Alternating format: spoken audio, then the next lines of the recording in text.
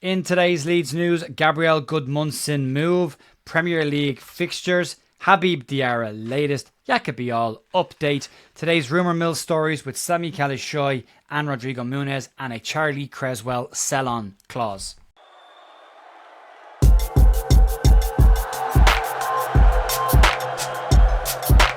Morning folks, welcome back to The View. Wednesday morning, the 18th of June with your Leeds United news. A little bit of stuff floating around this morning. The fixtures are out, the Premier League stuff's about to get an awful lot more real.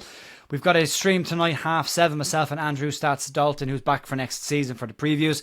And we're going to have a deeper look at the fixture schedule for Leeds' first campaign back in the Premier League. We'll get your thoughts on that as we get through the news today. And a couple of stories popping up that we covered yesterday and now find their way into the mainstream. So an interesting enough day. So let's start off with one, and that's the Gabriel Gudmundsson story that we brought you yesterday as a bit of a rumour mill story. Well, it's now found its way into the mainstream. According to Graham Smith in the Yorkshire Evening Post today, Leeds are said to be interested in Lille's left back Gabriel Gudmundsson. According to Smith, the goalkeeping position as well as centre back, centre mid 10 and 9 are said to still be Leeds' key positions this summer. However, the left back position will also need to be sorted out, and Gudmundsson could be eyed for that move. Gudmundsson has 15 caps for Sweden and has played all across the backline when he has played for them. And true to 49ers form in the transfer market, he has 12 months left on his deal and is 26 years of age. Recently, Gudmundsson said himself that he was likely to move away from Lille this summer. When he was asked about what the summer held for him, all he said was it will be an interesting summer. So giving you some indication that players already looking at a move away from France this year. So what kind of fullback is he? Well, he's described as an attacking left back who can operate as a centre back in a 3-4-3, which he has done at Sweden. However, with Lille, and likely if he comes to Leeds, will be operating as an out-and-out left back. His strengths are labelled as his versatility and his intensity, which will likely go down very well with the Leeds United fan base. And he's very strong in transitions. You tie that up with Lucas Nemecha as well. And there's definitely a vibe of what Leeds are trying to bring in this summer. He's a very strong ball carrier, relies on his speed to beat players more necessarily than close control and skill. Similar, I suppose, to Dan James in that side, and would offer good cover should Leeds be lacking a little bit of pace in the centre-back positions, if you know what I'm talking about. He's also characterised as a bit of a risk-taker, according to Joe Donoghue, which might make people a little bit more nervous, but if you were a Junior Firpo fan, it might fill that gap for you quite nicely. So an interesting one to keep. It's not often we get a story before the local journalists get it. We have a story out yesterday. It's now in the mainstream today. So we'll keep an eye on that one and see where it goes. Let's move on. Let's talk about the Premier League fixtures, which were announced this morning at 9 a.m. And it's time to get real when it comes to the Premier League. No more fiff-faffing about with what it could be. It's here, it's real, and we're about to get stuck into it tonight again with stats. For now though, Leeds will welcome Angus Kinnear back to the Ellen Road Directors Box as we host Everton on the first Saturday of the Premier League season with a home tie against Everton. Leeds will then be away to Arsenal, home to Newcastle United, followed by back-to-back away trips at Fulham and Wolverhampton Wanderers.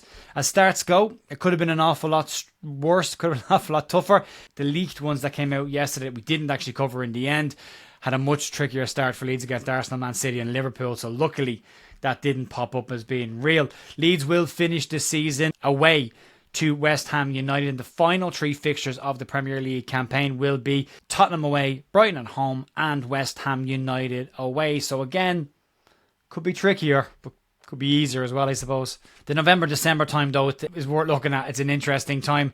Leeds will have a pretty tricky time. From the end of November, Leeds have got Man City, Chelsea and Liverpool back-to-back. And then we play Liverpool, the champions, twice in December. Leeds renewed their Roses rivalry with Manchester United on January 3rd. An interesting date for Leeds to play Manchester United. I wonder, is Jermaine Beckford available for that game? So let me know down below what your thoughts are on the fixtures as you've seen them so far. We have to play everybody twice anyway. It is what it is, but it's an interesting start to the season. And also what your tricky periods are in the year, ignoring transfers for this one. I'd love to know your thoughts on the actual fixture list. Let's move on. Let's talk about Habib Diarra. And it's a rumour. No, it's not a rumour. Yes, it is a rumour. No, it's a story. There are more information coming out about Habib Diarra. And things really picked up yesterday with reports coming out that Leeds have increased their efforts to try and sign the Senegalese central midfielder. Leeds' £18.7 million offer that was already put on the table to Strasbourg was believed to have been rejected, but Leeds are said to be trying again to force a move through for Diarra.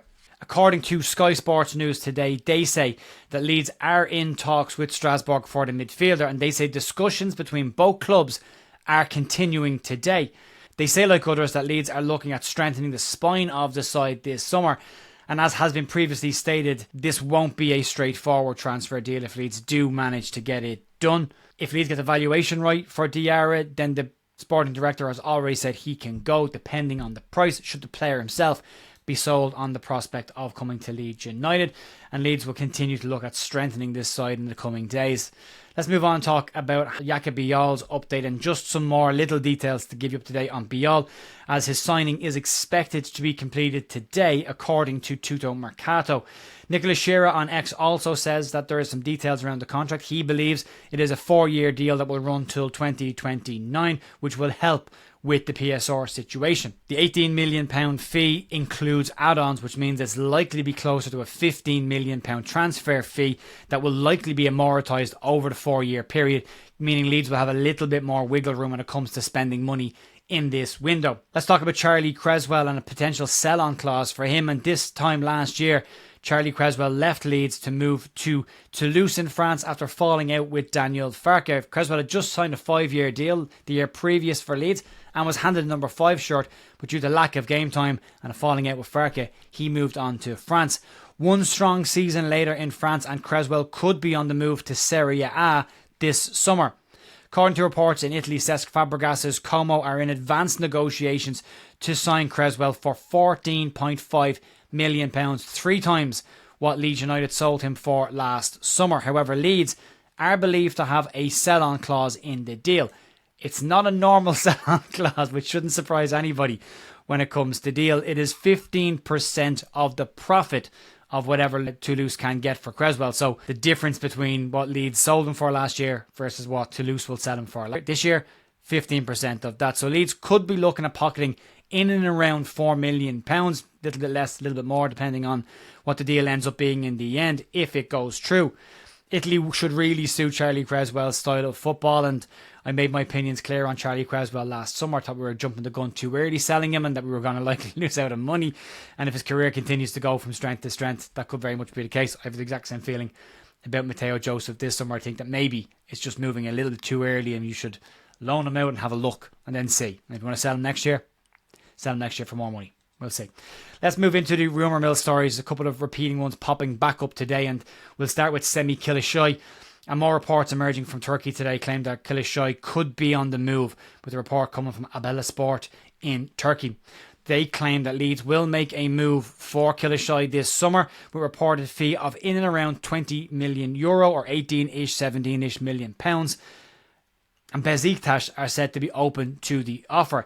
Team Talk understands that Leeds have scouted Kilicsoy heavily and could secure his signature for around about that €8 million fee. He was expected to move out on loan this summer, but that loan move has fallen through, which means he may now be available for a permanent move. And if Leeds decide to pull the trigger on this one. But he's not the only striker Leeds are looking at. He's a very, very talented young striker, and he would be a very good signing for Leeds to bring in for longevity. I think if he does come in, that's when you see Mateo Joseph likely move out, because he would fill that void, but he's slightly ahead of Mateo Joseph in development years and football as well. Let's talk about Rodrigo Muniz, and this is the other name that has been popping out alongside Kilicsoy and not one or the other. According to Team Talk and Sky Sports sources today, they understand that Leeds do have transfer plans this summer that include Rodrigo Muniz. You can't be back in the Premier League and not have a Rodrigo in your team, I suppose.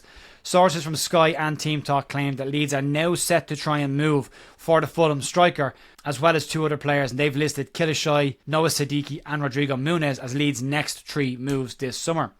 Muniz, at 24 years of age, is said to be Leeds' primary striking target this summer and has 1 year left on his deal. So again, falls very much within that 49ers bracket that they tend to look for. Muniz's physicality and sharp instincts around the box are said to be 2 of the key reasons why Leeds are making a move. That physicality element again playing into Leeds' transfer strategy as they try and add more physical players to their squad this season.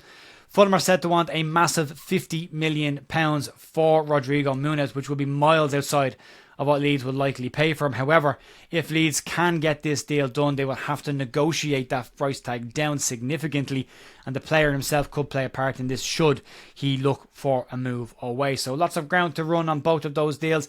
Leeds are very clearly active. The reports came out of Sky Sports yesterday that Leeds are very busy right now with trying to get their transfer deals done as early as possible. Some of them will likely rumble on. We're not going to see a player every day like we did the start of this week, but it is nice to see Leeds are active, and the players they're looking at are good players and would definitely raise the ceiling of what Leeds have in the squad next season. So it's an interesting one.